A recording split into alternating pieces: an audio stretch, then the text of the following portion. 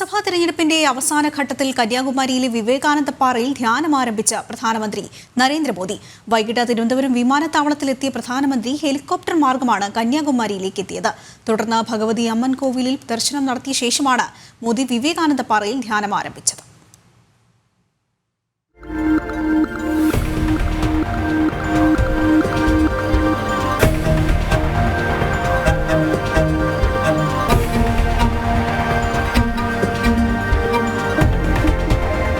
കനത്ത സുരക്ഷയിൽ 2 ഹെലികോപ്റ്റർ അകമ്പടിയോടെയാണ് പഞ്ചാബിലെ ലുധിയാനയിൽ നിന്നും തിരുവനന്തപുരത്തേക്കും അവിടെ നിന്നും പ്രത്യേക ഹെലികോപ്റ്ററിൽ കന്യാകുമാരിയിലേക്കും പ്രധാനമന്ത്രി എത്തിയത്. കന്യാകുമാരി ഗസ്റ്റ് ഹൌസിലെ ഹെലിപാഡിലെത്തിയ അദ്ദേഹം വിശ്രമിച്ച ശേഷം 6 മണിയോടുകൂടി ഭഗവതി അമ്മൻ കോവിലെത്തി ദർശനം നടത്തി. ക്ഷേത്രത്തിലെ പ്രസാദവും ദേവിയുടെ ചിത്രവും പ്രധാനമന്ത്രിക്ക് നൽകിയായിരുന്നു ഭരണസമിതി സ്വീകരിച്ചത്.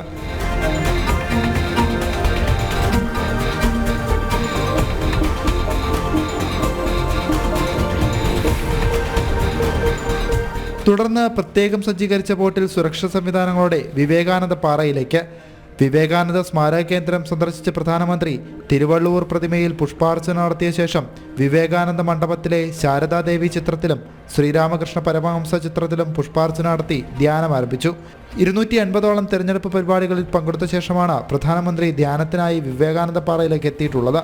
2019 അവസാനഘട്ട തെരഞ്ഞെടുപ്പ് ദിവസം 17 മണിക്കൂർ മോദി കേദാർനാഥിലെ രുദ്രഗുഹയിൽ ധ്യാനം ഇരുന്നിരുന്നു. പ്രധാനമന്ത്രി ഉണ്ടാകുന്ന 3 ദിവസവും കനത്ത സുരക്ഷാ വലയത്തിലാണ് കന്യാകുമാരിയും പരിസര പ്രദേശങ്ങളും. 2000ഓളം പോലീസുകാരെയാണ് സുരക്ഷയ്ക്കായി ഒരുക്കിയിട്ടുള്ളത്.